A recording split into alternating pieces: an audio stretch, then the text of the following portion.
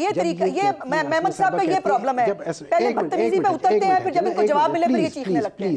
Please आप कौन होते हैं? आप कौन होते हैं किसी को इस तरह के मुहावरे कहने वाले? मैं आपके लिए मुहावरा कहूं? मैं आपसे कहूं मुहावरा आपके बारे में? प्रॉब्लम ये है ना, मैं ऐसा मुहावरा बोलूंगी आपके बारे में, आपको समझ आ जाएगी एक दफा। That is the problem, behave किया करें आप, दैट इज द अपनी उम्र ही देख लिया करें कम ये से कम। प्रॉब्लम है, ठीक है। देखें अपनी उम्र देख लिया करें, असल that is your problem problem. असल प्रॉब्लम ये देखिए, बात ये है कि जब मैं ये कहता हूं ना कि पीटीआई के अस्सलामुअलैकुम नाजरीन, आज के नदीम मलिक के जो गेस्ट हैं उसमें सीनियर सियासतदान मुस्तफ़ा नवाज़ खोखर, पीटीआई के उम्मीदवार हुमायूं महमद और मुस्लिम लीग नून की उम्मीदवार उज़मा बुखारी हैं। आइए पहले इनकी गुफ्तगू सुनते हैं, बाद में थोड़ा बहुत इस पर तबसरा करते हैं। अब राय साकिब खरल साहब ने मुख्तलिफ, वो खुद सामने नहीं आ रहे, वो खुद आके बात नहीं कर रहे, उन्होंने कुछ मंसूर अली खान साहब के थ्रू और कुछ और लोगों के थ्रू जो बात की है, उन्होंने कहा है कि हम भी इसके ऊपर अभी तहकीक करना चाहते थे, लेकिन हमें जो लेके गया था बंदा यहाँ पर, उसने ये वीडियो लीक कर दी, अभी इसके ऊपर हमने तहकीक करनी थी। पहली तो गुजारिश ये है कि मुझे ये बताइए कि क्या प्रिंटिंग प्रेस के ऊपर, जहाँ पर ये एक्चुअली वो टिप है जो इमरान खान ने, आपको याद है ना, 2013 के इलेक्शन के बाद दी थी, बैलेट पेपर, उर्दू बाजार के बैलेट पेपर। अब जब चट्टा साहब वाली स्टोरी फ्लॉप हुई तो उसके बाद उन्होंने कहा व्हाट नेक्स्ट, तो व्हाट नेक्स्ट को ख्याल ये आया कि ये करते हैं, ये स्टिंग ऑपरेशन। मुझे ये बताइए, जहां बैलेट पेपर छप रहे होंगे वहां पर बिल्कुल कोई कुछ नहीं होगा, बिल्कुल दरवाजे खोल कर जो है वो बैलेट पेपर छप रहे थे। जेन्युइन क्वेश्चन है जो नसरुल्लाह मलिक ने सवाल उठाए हैं। मैंने इन दोनों जर्नलिस्टों को मैसेज किया, उन्होंने हमें रिस्पॉन्ड नहीं किया। अगर उनमें से कोई बीपर पे आना चाहे तो अभी भी आ सकता है, मैं उन्हें लाइव प्रोग्राम में ले लूंगा अगर कोई रिस्पॉन्ड करना चाहता है। दोनों को मैसेज किया, रिप्लाई नहीं आया। लेकिन जो अज़मा उन दोनों के जो नसरुल्लाह मलिक ने सवाल उठाए हैं वो जेन्युइन क्वेश्चन है। उनका वीडियो बयान है। क्या आपको ये मालूम है कि ये प्रेस किसकी मलकियत है और वहां पे ये बैलेट बॉक्स क्यों, ये बैलेट पेपर्स क्यों मौजूद थे? इसका कोई जवाब मौजूद है? देखिए, ये बैलेट पेपर नहीं थे, मैं गुजारिश यही करना चाहती हूँ, बैलेट पेपर नहीं थे, ये मेन जो आम पेपर होता है ना उसके ऊपर छपाई हो रही थी। आपको पता होगा, ये मेखल पीटीआई के उन जर्नलिस्ट को पता नहीं था, लेकिन आपको पता है कि बैलेट पेपर के लिए एक मखसूस जो है वो पेपर इस्तेमाल होता है जिसको बाहर से मंगवाया जाता है। उसके बाद एक स्पेसिफिक फॉन्ट होता है उसके ऊपर जो है वो छपाई करने का, और उसकी जो इंक है वो भी आम, और प्रिंटिंग प्रेस, आम प्रिंटिंग प्रेस जो है वो ये छपाई कर ही नहीं सकते। सो ये एक स्टिंग ऑपरेशन के लिए ये तमाम स्टेज किया गया, ये तमाम चीज़ें जो है ये कंकॉक्टेड तरीके से बनाई गई, और जिन्होंने ये बनाई वो खुद भी कह रहे हैं कि हमें इसकी जो उसके बारे में हमें इल्म नहीं है। अब हमने गुजारिश की है एफआईए को कि वो इसके ऊपर तहकीकात करे। ये जिसने भी ये स्टिंग ऑपरेशन किया है, पूरे पाकिस्तान के जो इलेक्शन है उसके ऊपर एक, अब हर इनके हाथ में माचिस दी हुई है, वो अब ये पता नहीं किस किस को आग लगाएंगे, ये क्या क्या करना चाहते हैं इस मुल्क के अंदर। अब ये केपीके के अंदर इलेक्शन ठीक हुए हैं सिर्फ, और बाकी पूरे पाकिस्तान के अंदर जो है वो इलेक्शन खराब हुए हैं। जैसे मैंने गुजारिश की है, ये बैलेट पेपर वाला सवाल मुस्तफा साहब से भी पूछ लें। जी मुस्तफा साहब, ये जो बैलेट पेपर वाली स्टोरी थी ये भी पीटीआई के ऑफिशियल जो ट्विटर हैंडल है वहाँ से ट्वीट की गई। वो लड़के कैसे वहाँ गए मेरे पास अभी पूरा जवाब नहीं है, क्योंकि मेरे से दोनों ने अभी बात नहीं की। कोशिश की मैंने 12 फ़ोन करने की, लेकिन उन्होंने रिस्पॉन्ड नहीं किया। नसरुल्लाह मलिक साहब से इसलिए पूछा कि उन्होंने एक खुद से वीडियो बना के डाली थी, उनके जहन में ये सवाल आता है कि मलकियत किसकी है, आप लोग वहाँ कैसे गए, ये वीडियो रिकॉर्ड किसने किया, आप कैमरे में देख के कैसे बोल रहे हैं, वहाँ ये फॉर्म कैसे पहुँचे थे, आपको कैसे पता चला, और फ्रेंड में ये वीडियो कैसे आई? नो आंसर सो फार। तो आपको क्या लगता है, ये इसके पीछे कोई पर्पज़ है? मलिक साहब, फैक्ट्स जब तक हमारे सामने पूरे मुकम्मल आते नहीं है तो कोई राय इंसान कायम नहीं कर सकता। इसीलिए जो कमिश्नर साहब की स्टेटमेंट थी, मैं सिर्फ उस हद तक की बात कर सकता हूं जो उन्होंने कहा। बैकग्राउंड में क्या होता रहा हमें अभी फैक्ट्स का नहीं पता, वो जब फैक्ट्स सामने आएंगे। अच्छा, उसको पागल करार दे देना कि उसका ज़हनी तवाज़ुन दुरुस्त नहीं है, ये अप्रोच दुरुस्त नहीं है। मुझे वो जज वो सेठ थे ना, वकार सेठ साहब, उन्होंने भी एक फैसला दिया था, तो पीटीआई के 2 उज़रा ने, लॉ मिनिस्टर ने और फवाद चौधरी ने प्रेस कॉन्फ्रेंस करके कहा था इसका दिमाग खराब है। जो पहला रिएक्शन आता है ना मलिक साहब इस तरह के केसेस में, वो आता है कि आप इंसान की ज़ात के ऊपर अटैक करना शुरू कर दें, बजाय इसके कि उसने जो कहा है वो मौजूद गुफ्तगू बने। उनकी फैमिली की पिक्चर्स मैंने सोशल मीडिया के ऊपर देखी, वो साहिबान निकाल कर ले आए, फिर किसी ने कहा कि उन्हें हनी ट्रैप किया गया था, तो ये हनी ट्रैप के नतीजे में उन्होंने बात की।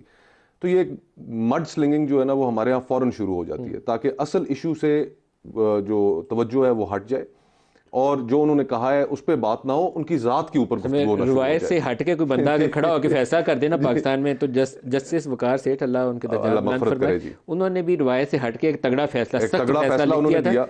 तो हजम नहीं था हुआ। तो अब बुनियादी जो इशू है वो ये है कि अभी आ रहा हूँ आपकी तरफ, कि इस मुल्क में ये जो इलेक्शंस अभी हुए हैं उसकी क्रेडिबिलिटी के ऊपर सीरियस क्वेश्चंस हैं। सिर्फ सियासी जमातें ही नहीं, अमेरिका देख लें, यूरोपियन यूनियन देख लें, बरतानिया देख लें, साथ ही साथ अक़वाम मुत्तहिदा के जनरल सेक्रेटरी ने भी स्टेटमेंट दी पाकिस्तान के इलेक्शंस की गैर शफाफियत के ऊपर। तो सवालात इतने खड़े हो चुके हैं, मुल्क के अंदर सियासी जमातें एहतजाज कर रही हैं। बलूचिस्तान पिछले 8 दिनों से बंद है, पहिया जाम हड़ताल है वहां पर, सियासी जमातें वहां पर सड़कों पर निकली हुई हैं। और हम ट्विटर बंद करके समझते हैं हमने पाकिस्तान मैनेज कर लिया। और हम ये पैगाम दे रहे हैं ये ट्विटर बंद करके दुनिया को कि वाकई दाल में कुछ काला है, कि जो हम चाहते हैं कि इंफॉर्मेशन लोगों तक ना पहुंचे।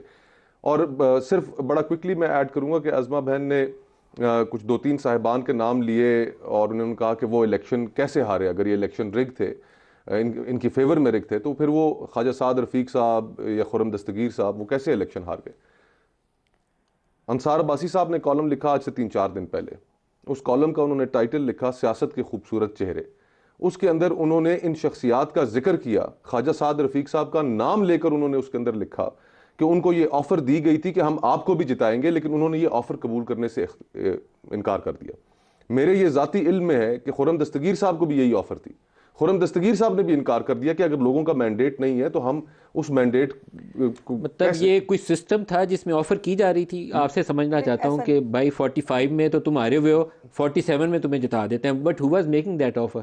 ये ऑफर्स जो आ रही थी ये हमारी इस मुल्क के अंदर जो इलेक्टोरल प्रोसेस है वो तो सारा इस हद तक कॉम्प्रोमाइज हुआ है कि जो हमारी जो एग्जीक्यूटिव के लोग, जो DROs और AROs लगे थे, वो उनके इख्तियार में तो ये चीज़ें थी ही नहीं।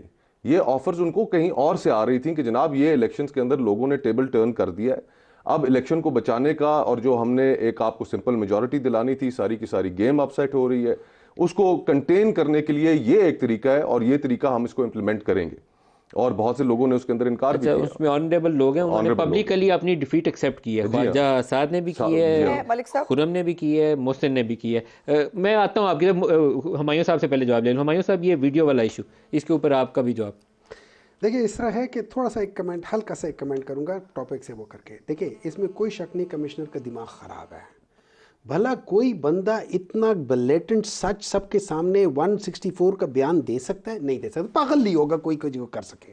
नंबर 2, इनके साथ ये वादा हुआ था, इन्होंने आके कहा था हमें ले आओ, हम 117 सीटें जीत कर देंगे। ये सिर्फ 17 सीटें जीत कर दी है इन्होंने। ये तो आपका क्लेम है ना, हमारा क्लेम नहीं है, सारे ये कह रहा है। अच्छा, अब आ जाते उस इन चीज़ों का। देखिए, अब मैं इनको कैसे देखता हूँ। अब इसमें कमिश्नर का बयान और इसको आप साथ लग के देखें तो आपको थोड़ा सा वहां पे वो डॉट्स मिलते हुए नजर आएंगे। कमिश्नर ने बयान क्या कहते हैं, आज भी ठप्पे लग रहे हैं। आज भी ठप्पे क्यों लग रहे हैं? कभी सोचा क्यों लग रहे हैं? आज तो कोई वो नहीं हो रहा ना, क्यों?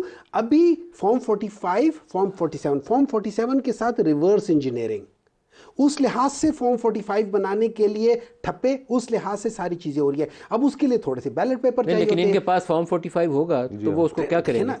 बात ये ना, अब हर एक आदमी तो मुस्तफ़ा नवाज खोकर की तरह नहीं होगा ना, हर एक आदमी तो साद रफीक की तरह नहीं होगा ना, हर एक आदमी तो नहीं होगा। ऐसे भी लोग हैं, ऐसे भी लोग हैं, आपके पास जो है सबके होते हैं। लेकिन देखिए ना, बात सुने, मैं एक बात बता देता हूं। इस वक्त चल रहा था, ये पिछले 1-1.5 हफ्ते में चल रहा था लूट सेल 75%। एक कदो लूट सेल, आओ लेते जाओ, आओ लेते जाओ। अब उसमें जो सेल पे लेने वाले लोग हैं ना, वो चले गए, उन्होंने जाके लूट सेल में कहा कि यार मुझे ये 75 का माल 25 का दे दो। मैं एक आपको थोड़ा सा अपडेट बताऊं, फिर इसके ऊपर आगे चलते हैं। ये क्योंकि जो वोट प्रिंटिंग वाला एलिगेशन था, इसमें स्पेसिफिकली नवाज शरीफ का हल्का NA-15 मानसहरा वाला कोट किया गया था। मैंने किसी से नंबर क्रॉस चेक करवाए हैं, तो उन्होंने मुझे ये नंबर्स लिख के भेजे हैं। मैं आपको ऑन एयर स्क्रीन पर पढ़ना चाहूँगा ये नंबर। टोटल रजिस्टर्ड वोटर उन्होंने लिखा कि इस हल्के में थे 6,45,049। टोटल बैलेट्स जो बैलेट पेपर अवेलेबल 6,45,049, ये फॉर्म काउंट के ऊपर जो लिखा हुआ है। इसमें पोलिंग जो पोल वोट हुआ है 2,47,600 और टोटल अनयूज बैलेट्स हैं 3,97,449 और ये वोटर्स टर्नआउट है 38.38%। और उन्होंने लिखा हुआ है कि अगर ये सारे नंबर पूरा है तो जाली वोट छाप के कहाँ डालेंगे कि ये तो वोट काउंट पूरा है उसके ऊपर। ये सामने स्क्रीन पे भी आ गया जी, वो दिखा रहे, दोबारा स्क्रीन पे डालें। तो मैं ये समझने से कासिर हूँ कि अगर ये वोट काउंट पूरा है, डले हुए वोट भी और बाकी भी, ये 47 और 48 के ऊपर, फॉर्म 47 और 48 के ऊपर ये तादाद पूरी लिखी जाती है। अगर ये आ गया सामने, ये वोट काउंट अगर पूरा है तो जाली कहाँ जाएंगे? एक चीज देखिए, मुझे उसका नहीं पता, आप इस पे जरूर तहकीक करें, लेकिन यहाँ पे एक स्टेटमेंट जो आजमा साहबा ने कहा हुआ है, मैं उसको वेहेमेंटली वो डिनाई करता हूं, जो उन्होंने कहा है कि ये पीटीआई के जर्नलिस्ट ने, दैट्स वेरी रॉन्ग स्टेटमेंट।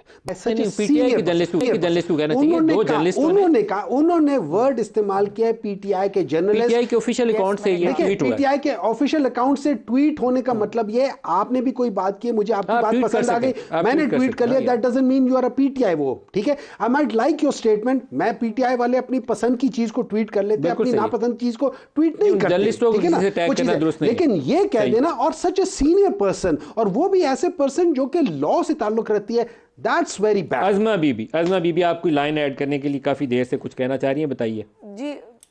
जी पहले तो गुजारिश है कि मुझे अफसोस हुआ, मेहमद साहब कुछ भी कह लें मुझे फ़र्क नहीं पड़ता, लेकिन मुस्तफ़ा को अभी तक जो है, उनको भी सोशल मीडिया पर इतना प्रोपेगेंडा का शिकार हो गए कि यूरोपियन यूनियन की जो फेक स्टेटमेंट जो पीटीआई ने जारी की है, आपने वो पढ़ के सुना दी, और जो ओरिजिनल स्टेटमेंट आया मेरे ख्याल आप तक पहुंच ही नहीं सका, वो मैं आपको भिजवा दूंगी, जिसके ऊपर उन्होंने कैटेगोरिकली डिनाई किया कि हमारी तरफ से एक फेक स्टेटमेंट चल रहा है, वो आप तक नहीं पहुंच सका, मैं भी जरूर भिजवा दूंगी। दूसरी बात यह है, किसका फेक स्टेटमेंट? वो तो कह रहे हैं फर्स्ट हैंड नॉलेज की मैंने बात की है, मानसेरा के इलेक्शन की बात, मुस्तफा नवाज अपनी बात की खबर आपको बता रहे हैं, जो साद रफीक और खुरम दस्तगीर से उन्होंने बात की, आपको खबर बता रहे हैं। जी मैं गुजारिश कर लूं जी, उन्होंने जिस स्टेटमेंट की बात की, मैं भी उसी स्टेटमेंट की बात कर रही हूँ। जहां तक अब बात है सहाफी को, देखिए आपने बात की उनसे या आपने कोई खबर बताई? मेंबर हो सकता है, देखिए वो मेरे ख्याल से दो चीजों पर मैंने बिल्कुल, मेरे पास मौजूद है वो स्टेटमेंट मौजूद है, उन्होंने कैटेगोरिकली पिछली जो मैं बात पूरी कर लूं, मैंने तो उसमें कहा कि मेरे पास तो फैक्ट्स नहीं है, मैं कैसे राय कायम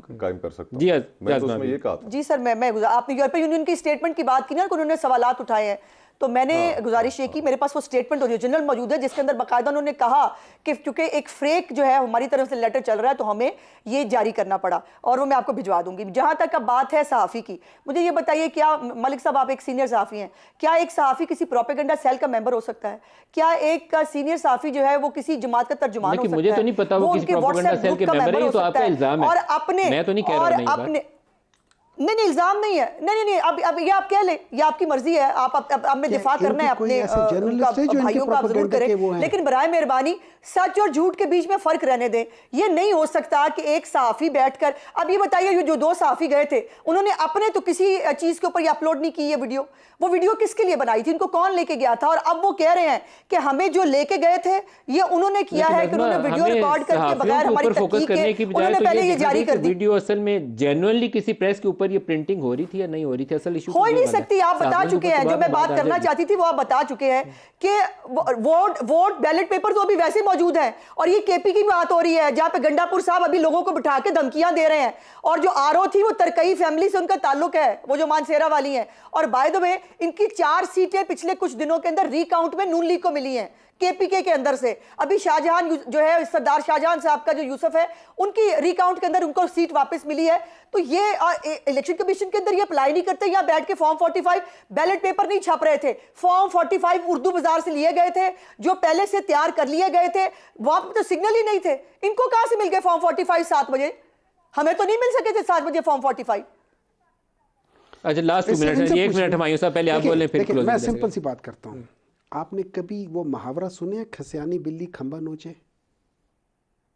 सुने? आप अपनी बात पूरी करें, मैं इसको रिस्पॉन्ड नहीं अच्छा, इस तरह है ये तरीका, ये मेहमद साहब का ये प्रॉब्लम है, पहले बदतमीजी पे उतरते हैं, फिर जब इनको जवाब मिले फिर ये चीखने लगते हैं।